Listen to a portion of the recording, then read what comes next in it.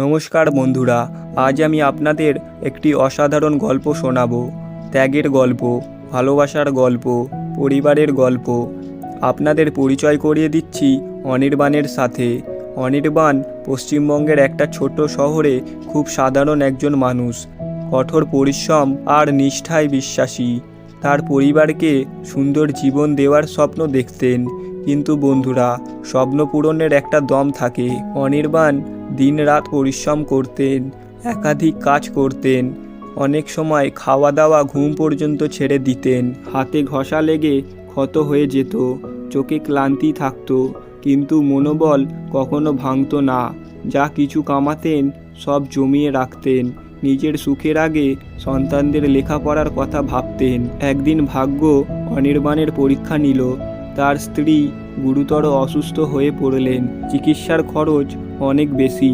অনির্বাণের সামনে জীবনের সবচেয়ে বড় কঠিন সিদ্ধান্ত এলো, স্ত্রীর চিকিৎসা না সন্তানদের লেখাপড়া।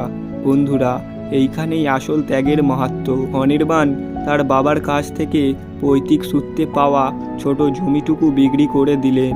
এটাই ছিল তার একমাত্র সম্বল, কিন্তু কোনো দ্বিধা করলেন না। সন্তানদের ভবিষ্যৎ উজ্জ্বল করতে চাইলেন। নিজের কাছে কিছু না থাকলেও মাসের পর মাস গড়িয়ে গেল। অনির্বাণের স্ত্রী সুস্থ হয়ে উঠলেন, সন্তানরা লেখাপড়া চালিয়ে গেল।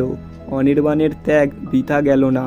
ছেলে অর্জুন ডাক্তার হলো, মেয়ে অনন্যা ইঞ্জিনিয়ার হলো। তারা জানতো বাবা তাদের জন্য কত কষ্ট করেছেন। বছর কয়েক পর অনির্বাণের ছেলে মেয়ে মিলে বাবার বিক্রি করা জমিটা আবার কিনে নিল, নতুন করে বাড়ি বানালো, বাবাকে সেই সুখ শান্তি দিল যা তিনি নিজের জন্য কখনো চাননি। এভাবেই তারা বাবাকে ধন্যবাদ জানালো। আমাদের অভিভাবক হওয়ার জন্য ধন্যবাদ। আসল ভালোবাসা আর ত্যাগ কী তা শিখিয়ে দেওয়ার জন্য ধন্যবাদ।